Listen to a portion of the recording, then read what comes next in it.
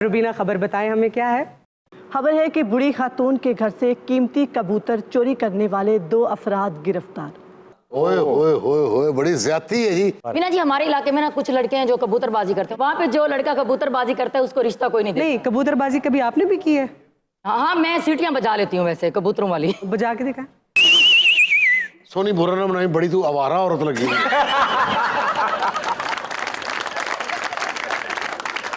बड़ी ऐसी है आपको, है ना? अरे कबूतर वाली सीढ़ियां तो कबूतर उड़ाने वाली सीढ़ियां ने। हमारे हमसाए जब कबूतर उड़ाते थे तो ऐसी सीटियाँ बजती थी, मैंने सीखी। सरदार साहब, आपने कभी कबूतरबाजी की है when you were a young kid? नहीं, मैं पतंगबाजी की थी, नेजाबाजी की थी। अरे बहुत अच्छे। कबूतरबाजी नहीं की थी। कबूतरबाज ये 2 बंदे का शौक है, ये नवाबा का शौक है या वेलियां का शौक है। नहीं, कबूतरबाजी और ਜਿਹੜਾ कबूतरबाज होएगा खामद छाते होएगा, बीवी बस होएगी।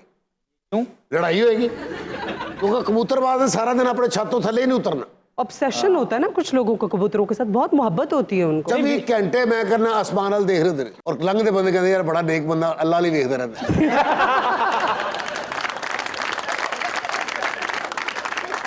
वीना, मेरे ख्याल से बातों बातों में ट्रेन निकल जाएगी खबर की तो तरफ। आप पकड़ ली ट्रेन, हम करते रहेंगे। अल्लाह ने ट्रेन का फिक्र क्यों है? क्यों? ये सिमरन ते राज दा पुत्र है। असल में पुलिस ने कुछ मशकूक लोगों को नाके पर रोका तो उनके पास से 190 कबूतर बरामद हुए। 190।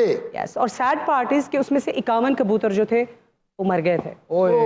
तो पुलिस ने अरेस्ट किया उनको। असल में उन्होंने किसी खातून के घर से चोरी किया थे कबूतर, and now they are arrested और मुकदमा दर्ज हो गया उनका। बिना ये वड्डी डकैती जे मैं तुहानू दस, है ना? तुहानू पता है कबूतर की कितनी कीमत है? आप बिल्कुल सही कह रहे हैं, बहुत महंगे महंगे कबूतर भी होते हैं। अभी तक जो सबसे महंगा कबूतर बिका है ना, उसकी कीमत लगी है $1,90,000 US।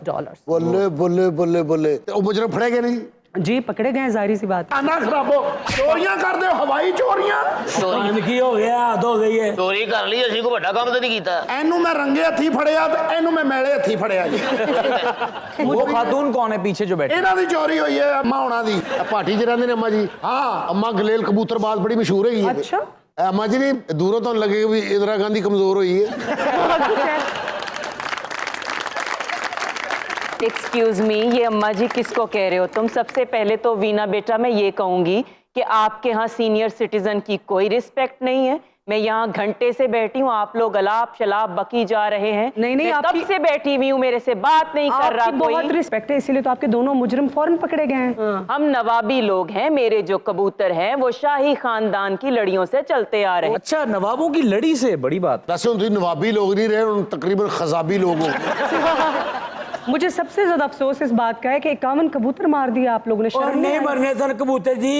वो पलाकिया गड्डी च घुटन हो गई ना, इनू मैं क्या कबूतरों ने पानी पिया, ये पानी लेके गया कबूतरों के कोल, पता नहीं क्यों है जो मैं गया तो कबूतर कितने सारे मरे पे। बकवास ना कर, तू मारे ने। मुझे समझ आ गई, कबूतर इसके हाथ में पानी देख के तो ना खुदकुशी कर गए।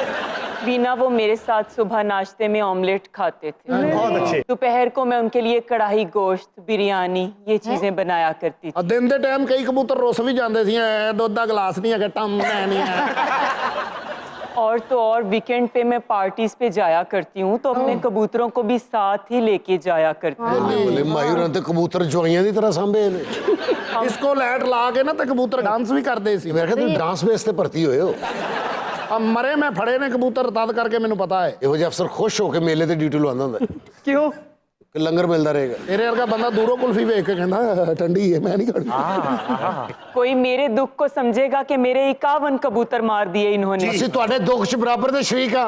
1850 की बात है, जर्मनी ने 45 कबूतर जो थे वो भर्ती किए हुए थे ब्रसल्स और एकन के बीच में कम्युनिकेशन के लिए, पैगाम पहुंचाने के लिए।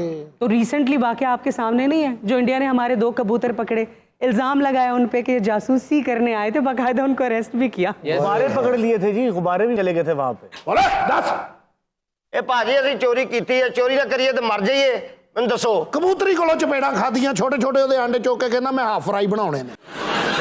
ऑफिसर से पूछते हैं इन्वेस्टिगेशन के बाद निकला क्या? मैं चोरी करने तो पहले फड़ते ने गो गो गो नहीं नहीं नहीं गो ਹੁੰਦੀ ਏ ਉਹ ਜਿਵੇਂ ਮਗਰਮੱਛ ਦਾ ਬੱਚਾ ਨਹੀਂ, ਇਹੋ ਜੀ ਗੋ ਹੁੰਦੀ ਏ। ਉਹ ਸਪਾਈਡਰਮੈਨ ਦੀ ਕਜ਼ਨ ਹੁੰਦੀ ਏ, ਉਹ ਚਿੰਬੜ ਜਾਂਦੀ ਜਿੱਥੇ ਵੀ ਉਹਨੂੰ ਲਾਓ। ਉਹਦੀ ਪੂਛਲ ਨੂੰ ਬੰਨਦੇ ਨੇ ਰੱਸਾ, ਉਹਨੂੰ ਘੁਮਾ ਕੇ ਸੁੱਟਦੇ ਨੇ ਉੱਤੇ ਤੇ ਮੁੜ ਕੇ ਸਾਰੇ ਚੋਰੇ ਚੜ੍ਹਦੇ ਨੇ ਉੱਤੇ। ओए ओए, ਜਦੋਂ ਇਹਨਾਂ ਨੂੰ ਗੋ ਨਹੀਂ ਮਿਲਦੀ ਫਿਰ ਐਸ ਗੋ ਇਹ ਕੰਮ ਕਰਦਾ ਜੀ। बहुत सफाक चोर है, इनकी सजा क्या है आप ये बताइए। ਸਜ਼ਾ ਇਹਨਾਂ ਦੀ ਇਹ ਹੈਗੀ ਕਿ ਇਹਨਾਂ ਨੂੰ ਅਦਾਲਤ 'ਚ ਪੇਸ਼ ਕਰਾਂਗੇ, ਜੋ ਅਦਾਲਤ ਇਹਨਾਂ ਨੂੰ ਸਜ਼ਾ ਦੇਗੀ ਉਹ ਦਵਾਂਗੇ ਇਹਨਾਂ ਨੂੰ। ਇਹ ਬੜੇ ਪਾਗਲ ਚੋਰ ਨੇ। लग रहा है। ਇਹਨਾਂ ਨੇ ਕੋਈ ਰੱਸਾ ਬੰਨ ਕੇ ਤੇਜ਼ ਕਰਕੇ ਗੋਹ ਨੂੰ ਸੁੱਟਿਆ ਹੈ। ਗੋਹ ਸਿੱਧੀ ਜਾ ਕੇ ਬੱਸ ਨਾਲ ਚਿੰਬੜ ਗਈ। ਇਹਨਾਂ ਚੋਰੀ ਕਰਨੀ ਸੀ ਗੁਲਬਰਗ, ਬੱਸ ਇਹਨਾਂ ਨੂੰ ਤਲਾ ਗੰਗ ਲੈ ਗਈ। एक से एक बढ़ के कबूतर था मेरे पास, 10-10 लाख का कबूतर। ਅੰਮਾ ਜੀ ਬੜੇ ਸ਼ਕੀਨ ਮਜਾਦ ਹੋਏ ਨੇ ਜੀ। लग रहा है। ਅਸਮਾਨ ਵਾਲ ਵੇਖ ਕੇ ਕਰਦੇ ਮਾਸ਼ਾਅੱਲਾ ਮੇਰਾ ਤੇ 60-70 ਲੱਖ ਉੱਤੇ ਉੱਡਣ ਡਿਆ ਹੈ।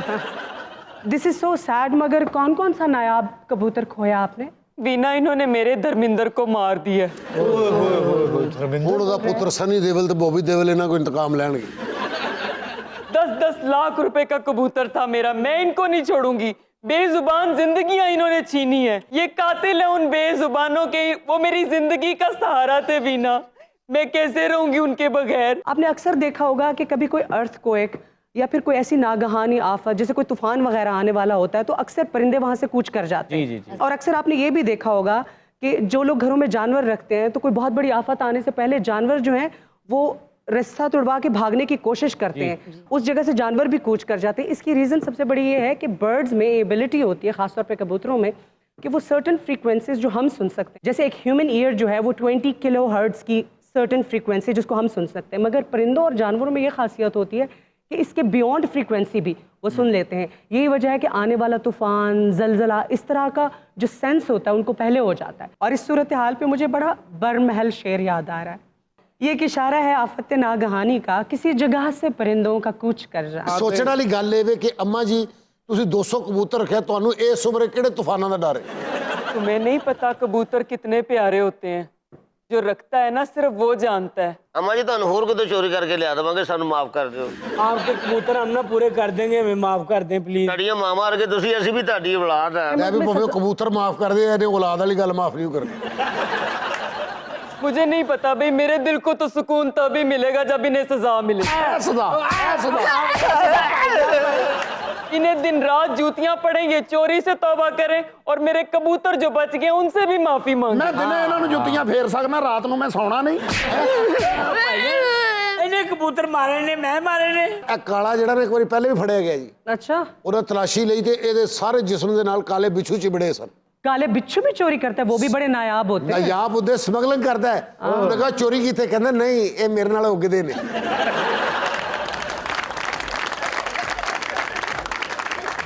हेलो एवरीबॉडी, अगर आपने टीवी के ऊपर हमारा शो मस्तियाँ मिस कर दिया है तो you still have a chance. आप जाएं हमारे यूट्यूब चैनल पे, हमारे चैनल को भी सब्सक्राइब करें और दबाएं बेल आइकन का बटन, ताकि जो लेटेस्ट एपिसोड्स हैं वो भी आपको मिलते रहें। सो गो देयर एंड एंजॉय मस्तियाँ।